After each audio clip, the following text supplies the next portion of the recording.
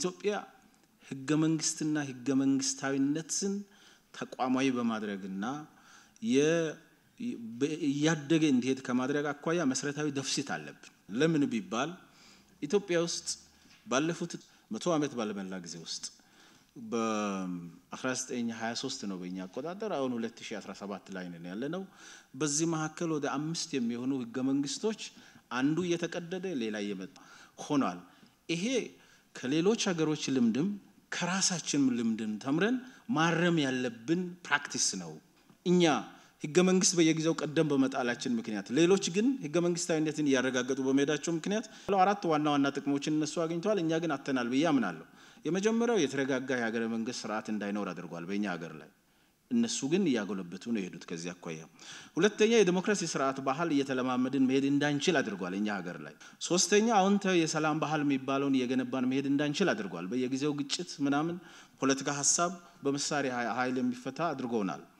አራተኛ ከሁሉም በላይ ደግሞ ጠንካራ ብቁና ገለልተኛ ተቋማትም እየተገነቡ እንዳይሄዱ አድርጓል በእኛ ሀገር እነሱ ግን ሌሎች ሀገሮች ችግሮቻቸውን በሰከነ መንገድ እየፈቱ ስለሄዱ ይሄንን ፈቷል የሚል እምነት አለ እንደ መንግስት ይሄ ይጠቅማል ብለን እናምንም ለምን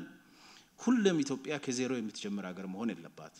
ትናንት ላይ ወሬት አለ ከትናንት ወሬት እንወስዳለን ትናንት ውስጥ የታዩ ችግሮችን ደግሞ የምናርምበት የዛሬው ትውልድ እድል አለን ይሄን እድል እንጠቀማለን አሁን ያለውን ህገ መንግስትም እንኳን ብንወስድ ችግር ብቻ አይደለም ያለው መልካም ነገሮችም አሉና በመሐከላቸው ሚዛን ጠብቆ መለየት ካልሆነ በስተቀር የትኛው ሀገር ላይ ህገ መንግስታዊነትን ያጎለበቱ የሄዱ ሀገሮች ስረቀቅ የተሟላ ህገ መንግስት ስለነበራቸው አይደለም የተጻፉ ነገሮች በሙሉም ደግሞ ተሟልተው ስለተፈጸመ አይደለም ስረቀቅ የጎደሉ ነገሮችንም እየሞሉ በተፈጻሚነት ውስጥ ችግር የነበሩ ነገሮችንም ያሻሻሉ ተጠያቂነትን ያረጋግጡ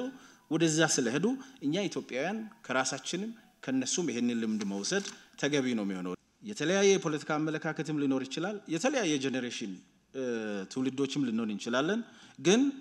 ህገ መንግስት የሁላችን የጋራ ሰነድ እንዲሆን እጅግ አብዛኛው የኢትዮጵያ ህዝብ የሚተማመንበት ሰነድ እንዲሆን ለማድረግ በጋራ መስራት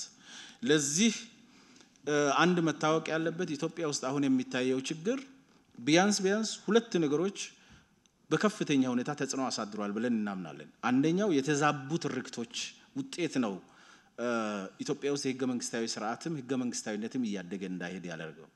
ስለዚህ ትርክትን ለማሻሻል የተጀመሩ ስራዎችንም ከዚሁ ጋር ያይዞ ማየት ጠቃሚ ይመስለኛል ሁለተኛ እጅግ ኋላ ቀር የፖለቲካ ባህል ልምምዳችን ነው የዚህ ችግሩ እንደ መንግስት ምናምነው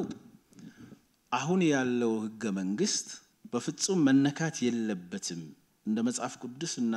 እንደ ቁርአን መታየት አለበት ብሎ የሚያቀርቡ የፖለቲካ አመለካከቶችና አቋሞችም ኋላ ቀር ናቸው ትክክል አይደሉም because ህብረተሰብ ያድጋል አገር ያድጋል ሶሳይቲ ዳይናሚክ ነው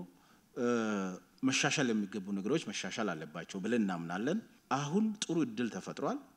እጅ መቀሳሰር ሳይሆን በዚህ ጉዳይ ላይ ከፓርቲ አጀንዳ በላይ ስለሆነ ሰክነን እንወያይበት ህገ መንግስታዊነት የተሸራረፈው በብዙ ስቴክሆልደርስ ምክንያት ነው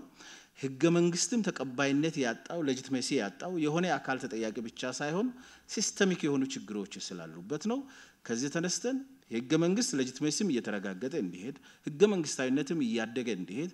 አሁን ለምሳሌ እድል ተፈጥሯል ናሽናል ዲያሎግ ሀገራዊ ምክክር ኮሚሽን ተከፍቷል በዛ ሂደት ችግሩን መፍታት እንችላለን